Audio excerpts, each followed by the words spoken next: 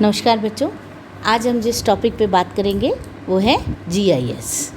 ये भी एक इम्पॉर्टेंट टॉपिक है, इसलिए मेरी कोशिश रहेगी कि आप अच्छे से इसको समझ सकें, जो कि एक छोटा पार्ट है। वैसे पूरा GIS तो नहीं है, पर काफ़ी कुछ इंट्रोडक्टरी हम इसके बारे में समझने की कोशिश करेंगे। बच्चों, GIS यानी कि भौगोलिक सूचना तंत्र, GIS जोग्राफिकल इंफॉर्मेशन सिस्टम है।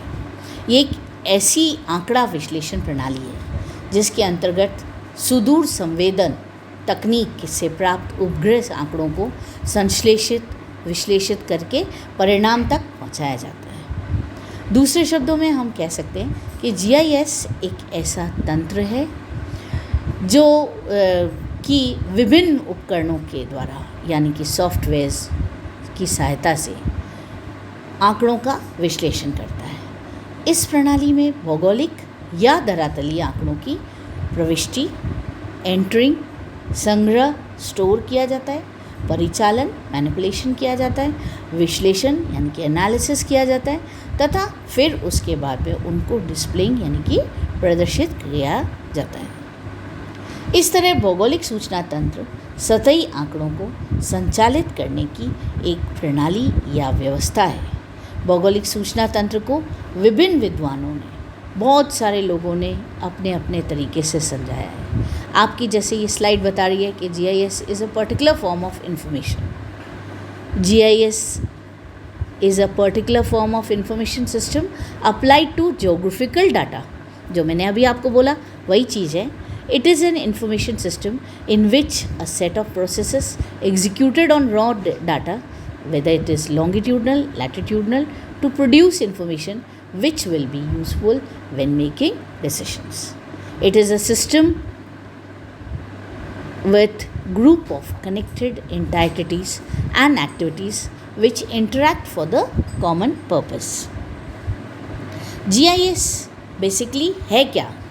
GIS is an organized collection of computer, hardware, software, geographic data and personnel to efficiently capture, store, update, manipulate, analyze and display all forms of geographically referenced information.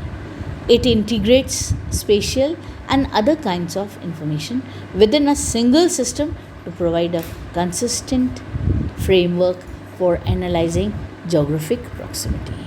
बच्चों, मैं आपको समझा दूं कि विगत 30 वर्षों से कई भूगोलविदा जो हैं उन्होंने कंप्यूटर के प्रयोग द्वारा एक ऐसी व्यवस्था पर विचार कर रहे थे जिसमें स्थानिक सूचनाओं, स्पेशल इंफॉर्मेशन को संगठित कर संचालित किया जा सके। पिछले दशक से इस उभरती तकनीकी को भौगोलिक सूचना तंत्र के नाम से जाने लगा। मुख्य रूप से भौगोलिक सूचना तंत्र एक कंप्यूटर हार्डवेयर, सॉफ्टवेयर, भौगोलिक आंकड़ों तथा व्यक्तिगत नियोजन, संग्रह, गणना, विश्लेषण और सभी संदर्भित भौगोलिक सूचनाओं का एक संगठित संग्रह है। अपनी ये स्लाइड जो है वो डेफिनेशन बता रही है GIS की। वैसे तो बहुत सारे विद्वानों ने अपनी अपनी परिभाषाएं दी हैं, जैसे क्लार्क्स है, बुरॉग है, ऑर्नॉफ है, गुडचाइल्ड है, पार्कर है, स्मिथ है। इन लोगों ने सब ने अपनी परिभाषाओं में यही चीज़ समझाने की कोशिश की कि भौगोलिक सूचना प्रणाली यानी कि GIS भौगोलिक अथवा धरातलीय आंकड़ों का एक ऐसा संकलन है, आंकड़ों का एक प्रविष्टि है, संग्रह, परिचालन, विश्लेषण तथा प्रदर्शित करने वाली एक प्रणाली है।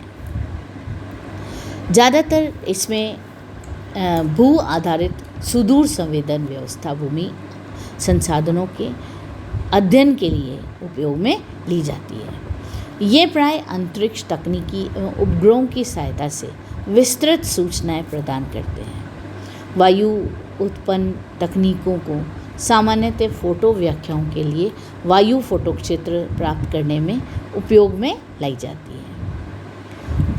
कई दफ़े वे अपनी कक्षा में स्वतंत्र रूप से विचरण करते हैं क्या वायुमंडल के अंदर जो हमारी फ़ोटो चित्र ले रहे हैं सैटेलाइट से, उनका हम बता रहे हैं कि इसमें विशाल मात्रा में आंकड़े प्राप्त करते हैं और उपग्रह की कक्षा के विस्तार पर ये सब कुछ निर्भर करता है। The digital data structure can be conceptualized as a set of floating electronic maps with a common registration, allowing the user to look down and across the stack of maps.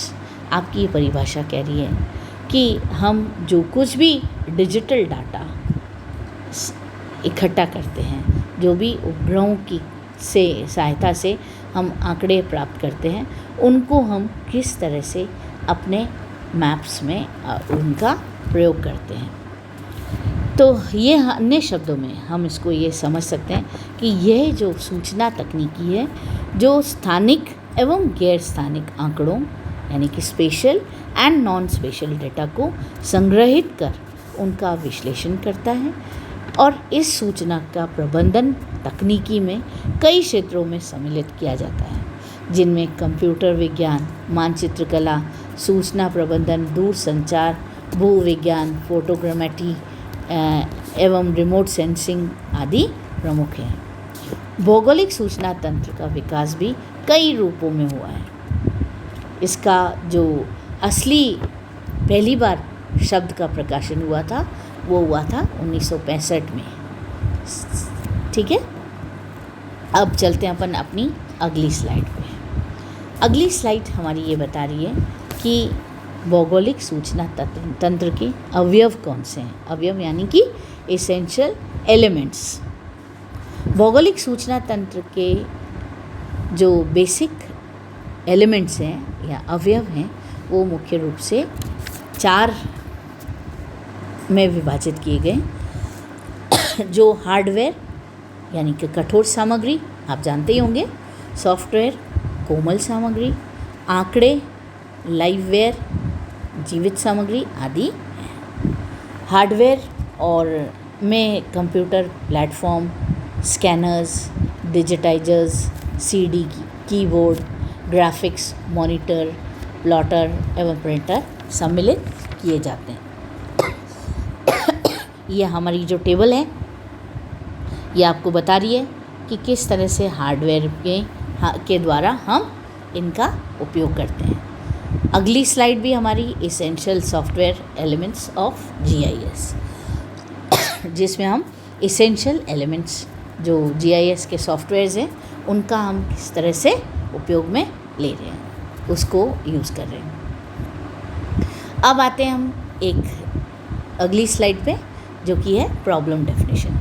बच्चों, आप सब समझते हैं कि कोई भी कार्य करते हैं तो उसके 2 पहलू रहते हैं, उसमें अच्छा और नेगेटिविटी वाली साइड भी होती है। तो कोई नहीं, कुछ प्रॉब्लम डेफिनेशंस जो है इसमें जो हम बेसिकली हमने देखी है वो है अनअवेलेबिलिटी ऑफ ज्योग्राफिकल इंफॉर्मेशन, यानी कि भौगोलिक सूचना अगर हमें सही रूप से नहीं मिल पाती है तो हम उसे प्लॉट या प्रिंट नहीं कर पाएंगे, हमारे उपयोग में नहीं ले पाते और हमारा जो कार्य है सार्थक नहीं होता है। दूसरी है इम्प्रॉपर इंफॉर्मेशन गाइडेंस, यानी कि हम सही तरह से अगर हमको जो सूचना की गाइडेंस नहीं मिलेगी तो कार्य हम विकास की ओर नहीं बढ़ा सकते। अब बच्चों, आपको लग रहा होगा कि आज के इस युग में सबसे ज़्यादा इसका उपयोग बढ़ता जा रहा है और हो रहा है और इसको काफ़ी इम्पोर्टेंस दी जा रही है। तो इम्पोर्टेंस ऑफ जीआईएस बेसिकली है क्या, क्यों इसका यूज़ इंक्रीज़ होता जा रहा है? तो हमारी स्लाइड समझा रही है हमें कि GIS use is increasing these days from resource management to environmental information, safety and education. Besides this, today it is used in many other fields. कई अदर क्षेत्रों में भी इसका उपयोग हो रहा है। कौन कौन से हैं? बेसिकली कृषि विकास, agricultural development, land evaluation and analysis यानी कि धरातलीय मूल्यांकन, वनस्पति क्षेत्रों के परिवर्तन, पहचानना यानी कि change detection of vegetation areas, फिर है analysis of deforestation and associated environmental hazards, जिसको वनोन्मूलन का विश्लेषण तथा उससे संबंधित पर्यावरणीय आपदा विश्लेषण, प्राकृतिक वनस्पति के प्रबोधन के लिए भी, जो कि मॉनिटरिंग ऑफ वेजिटेशन हेल्थ, भूमिहास के प्रबंध के लिए वनस्पति आवरण का मानचित्रण करना, mapping percentage of vegetation cover for the management of land degradation,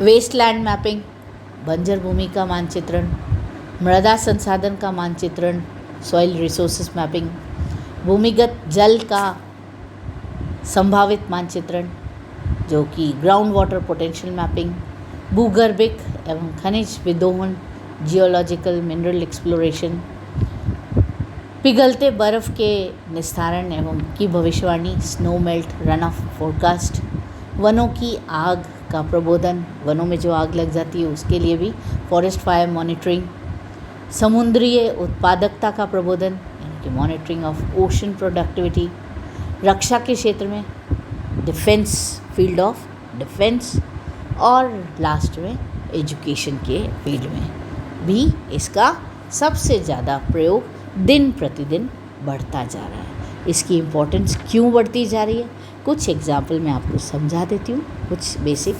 जैसे वन संसाधनों का संरक्षण, आपने ये एक पॉइंट डाला है ना वन संसाधनों वाला, तो उसमें मैं आपको समझा दूँ कि वन जो है आजकल तीव्र गति से ख़त्म होते जा रहे हैं। इसका संसाधन जो है एक तरह से हमारे लिए माइनस की ओर बढ़ने लगा है। तो इसका आकलन, इसका मैनेजमेंट करना और उसके लिए योजनाएं बनाना बहुत इम्पॉर्टेंट हो गया है, जिसको हम इन्हीं इसी तंत्र की सहायता से कई योजनाएं बनाने को मिलती है। सुदूर संवेदन तकनीक से प्राप्त सूचनाओं के आधार पर हम इसमें जैसे कई प्रॉब्लम्स हमारी हल हो जाती है। जैसे वनाग्नि मानचित्र बना लेंगे तो हमें पता चल जाएगा, वन्य आवरण मानचित्र तथा प्रबोधन, इसमें फॉरेस्ट कवर मैपिंग मॉनिटरिंग, फिर कंजर्वेशन ऑफ बायोडाइवर्सिटी जैव विविधता का संरक्षण, पर्यावरणीय प्रभावों का अध्ययन करना, ये भी हम इससे समझ सकते हैं। घास भूमि उत्पादकता का तथा इसकी संभाव्यता, जो कि ग्रासलैंड प्रोडक्शन पोटेंशियल, इन सब के बारे में भी हम इन सुदूर संवेदन तकनीक द्वारा पारिस्थितिकीय गुणवत्ता, पारिस्थितिकीय तंत्र, ऊर्जा प्रवाह का विश्लेषण किया जाना निश्चित होता है। जल संसाधन में भी ऐसे ही है। जल संसाधन में हमारी कई प्रॉब्लम्स होती है कि सरफेस वाटर रिसोर्सेज क्या है, कहाँ है, कितना किस एरिया में है, उसका मैपिंग बनाना, बाढ़ से हुई हानि, बाढ़ संकटग्रस्त एरिया है उनकी मैपिंग, प्रवाह की भविष्यवाणी कैसे होगी, रन ऑफ फोरकास्टिंग, जल भंडारों में अवसाद जमावों और जलग्रहण प्राथमिकता यानी कि वाटरशेड प्रायोरिटीज़, इन सब के बारे में भी हमारे कई मानचित्रण, IRS श्रृंखला लीस, हमारी जो सैटेलाइट्स काम कर रही है, जो हमारे सेंसर्स हैं, जैसे IRS 1A, PAN, IRS 1C, 1D, ये इनके द्वारा हम कई सूचनाओं को एकत्रित कर लेते हैं। लीस 3 सेंसर की दृश्यता क्षमता, जिसको हम बोलते हैं रेजोल्यूशन, वो 23.5 मीटर होती है। सुदूर संवेदन चित्रों, बाढ़ के पूर्व चेतावनी वाली एरियाज़ में फ़ोटो खींच करके हमें अलर्ट कर देते हैं। फिर सामयिक काल्पनिक चित्रों पर जो इमेजरीज़ है, उनसे हम इनको तुलना करके और अध्ययन करते हैं और हम इसके बारे में कई योजनाएं तैयार कर लेते हैं। ऐसे ही मृदा संसाधन है। मृदा संसाधन में भी हम सॉइल मैपिंग करते हैं। फिर लैंड कैपेबिलिटी, भू सिंचाई, फिर मृदा नमी के बारे में जान लेते हैं। लवणीयता के बारे में जानकारी मिलती है। जलीय मृदा संसाधन संरक्षण के लिए उपग्रहों से जो प्राप्त आंकड़े होते हैं, उनकी सहायता से मृदा मानचित्र बनाए जाते हैं।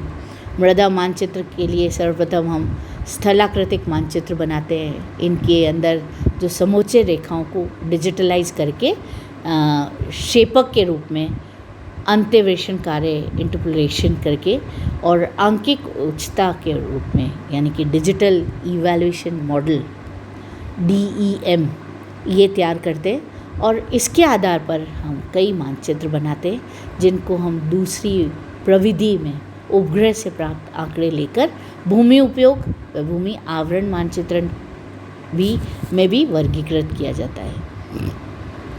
ऐसे ही इनका कृषि संसाधन संरक्षण का भी है कि कृषि के क्षेत्र में भी जो है हमारे फसल उसका उत्पादन करना है, क्या आकलन रहेगा, सुदूर संवेदन तकनीक आधारित फसल उत्पादक मॉडलों का हमको कैसे यूज़ करना है, फसलों की दशा तथा कृषि का सूखा, इन सब का मूल्यांकन कैसे कहाँ से करना है, इन सब का भी हम भौगोलिक सूचना तंत्र GIS की सहायता से ही भूमि उपयोग व भू आवरण मानचित्र तैयार करते हैं और इनके आधार पर हम कृषि के अन्य दृष्टिकोणों का प्रबंधन किया जाता है।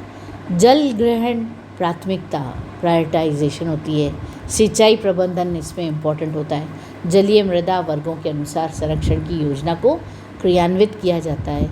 विभिन्न भूमि उपयोग के लिए भी विभिन्न जलीय मृदा वर्ग जिनको हम बोलते हैं हाइड्रोलॉजिकल सॉइल ग्रुप्स, जैसे घना वन क्षेत्र के लिए A, खुले वनों के लिए B, चरागाहों के लिए D वर्ग निर्धारित किया गया है।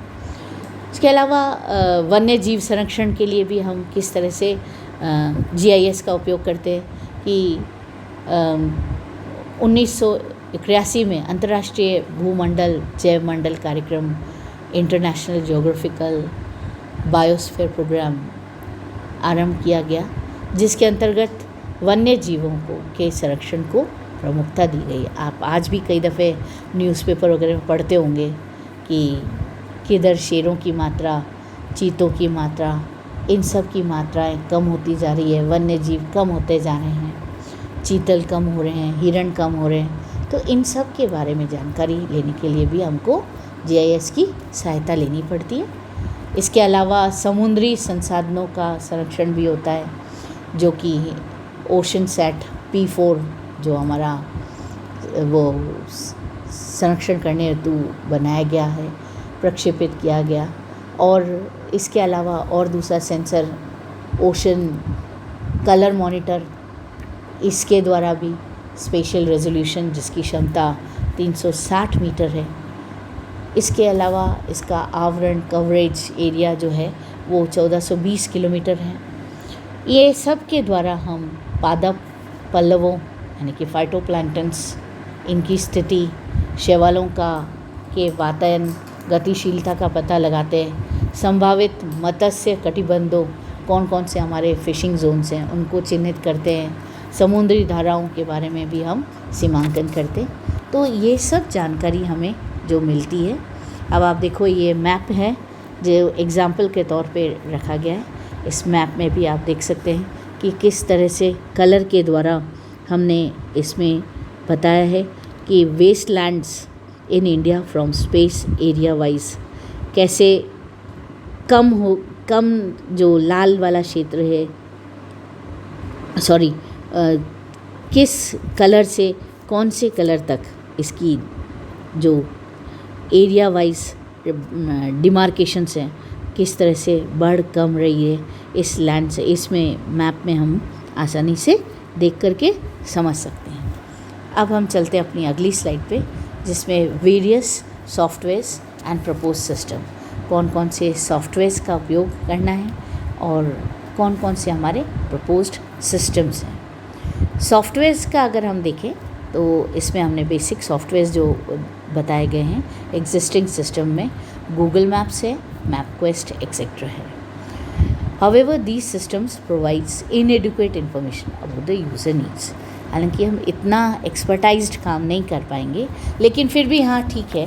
प्रपोज सिस्टम में हमारी website which is to be designed in such a manner that any person with no background information in the given area will find it easy to spot the needful mapping, अपना कार्य कर सके।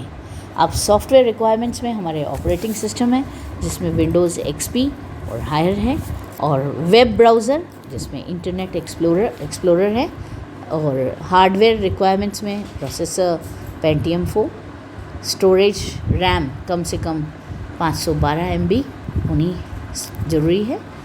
अब आते हैं अपन modules पे, जो modules इन पे काम करते हैं, जिन मॉड्यूल्स पे हमको ये GIS को इम्प्लीमेंट करना है, कार्य करना है। तो ओवरऑल हमने इनको 3 मॉड्यूल्स में डिवाइड किया हुआ है। मॉड्यूल 1 जो कि ज्योग्राफिकल सर्वे यानी कि भौगोलिक सर्वेक्षण के आधार पे है। This module consist of overall geographical survey area. The survey of parameters and related information is to be done in this module. सिर्फ सर्वेक्षण का कार्य किया जाता है, किन आधार पे? निश्चित पैरामीटर्स के आधार पर। मॉड्यूल 2 में प्रोग्रामिंग एंड डेवलपिंग का कार्य। In this we perform the related programming using SOL, SPN, net to develop the website. ठीक है, और उस वेबसाइट के अंदर we will store the related data in the server for the website. Module 3 में designing का कार्य है, जिसमें हम here we will concentrate on designing of the website and the related pages, जिस पे हम वेबसाइट डिज़ाइनिंग का कार्य विकास की ओर करते हैं। अब आते हैं अपन कंक्लूजन। बच्चों, कंक्लूजन के उस पर मैं एक ही बात करूँगी कि कई दफ़े कई समस्याएं रही हैं, कुछ भी रहा हो, लेकिन जब हम GIS की बात करते हैं तो हमारा कार्य काफ़ी अच्छे उसमें आने के लिए हमारी थोड़ी सी मेहनत के आधार पर हमको user can print and save the image of the required map. हमारी जो मैप आता है वो काफ़ी क्लैरिटी, काफ़ी एग्जैजरेशन के काफ़ी क्लियर एग्जैक्ट यूज़ के लिए हमारा ये जो हमने लिखा है कि user can print and save the image of the required map, इतनी कार्रवाई के बाद में हम उसको यूज़ करने के लिए हमारी इमेज को सेव भी कर सकते हैं। It can view the different parameters of particular area and can get path from source to destination. Ultimately हमारा जो मकसद है वो पूरा हो सकता है अगर हम निश्चित पैरामीटर के आधार पर इस पर कार्य करना सीख जाएं। आई होप आपको ये लेक्चर अच्छा लगा हो, काफ़ी कुछ आपको इसमें समझ में आ गया हो। मेरी ओर से मैंने कोशिश की है, हालांकि ये एक पार्ट है, बहुत कुछ अभी इसमें आगे भी हम समझाएंगे। Thank you. Any questions?